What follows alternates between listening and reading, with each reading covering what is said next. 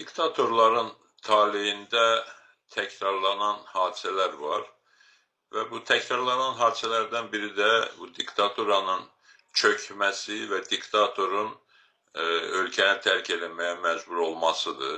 Bu, xüsusən son 10 illiklərdə təkrar biz bu mənzərələri seyr edirik.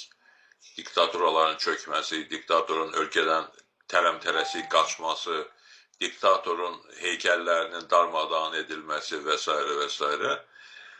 Çox təəssüf ki, bu digərlərinə dərs olmur. Elə hər biri elə düşünürlər ki, onlar fərqlidirlər. O ki, qaldı onların topladığı sərvət məsələsinə.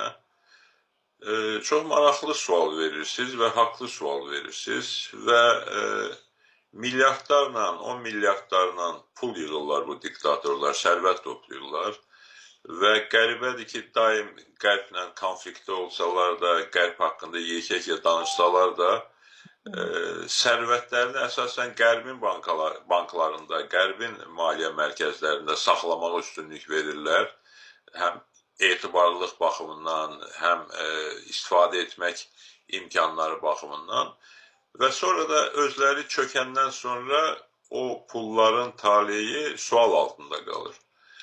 Əvvəla o banklar bir qayda olaraq özəl banklar olur və özəl banklara qoyulan pulların, sərvətin taleyi ilə bağlı qərarların qəbul edilməsi hər hansı bir şərtə bağlanmır ki, diktator öldükdə yaxud qaçdıqda onun sərvəti onun xalqına geri qaytarılmalıdır. Belə bir müddəa görünür, həmin sənədlərdə, müqavillərdə olmur.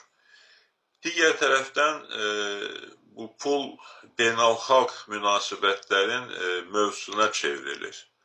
Yəni, təbii ki, banklar nə qədər özəl olsa da, müstəqil olsa da, o bankların olduğu ölkələrdəki mövcud hakimiyyətlər, mövcud elitalar həm o pulların öz dövlətlərinin maraqları üçün istifadə olunmasında maraqlı olurlar. Hətta özəl bankda olsa da həmin dövlətin maliyyə sisteminə daxil olan bir dəyər kimi istifadə olunmasına tərəfdar olurlar. Həm də ki, o pullardan bir bazarlıq mövzusu kimi istifadə olunur. Bu da dəfələrlə təkrarlanıbdır.